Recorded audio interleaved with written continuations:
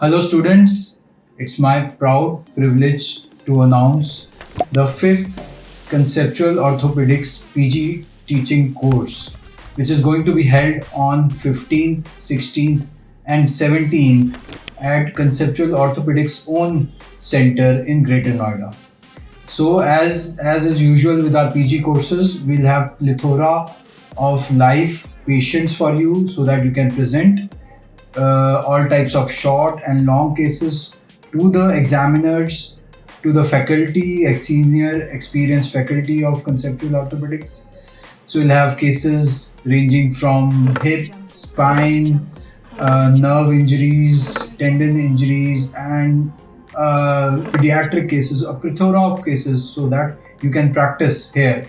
You'll have important lectures on topics like hip spine examination, orthotics, prosthetics, implants, instruments, and gait. And you'll have a session on OSCE also, discussing the last time's OSCE exam. One added bonanza for this time is that you also have a live demo of robotic TKR. We have the robot right there at the center.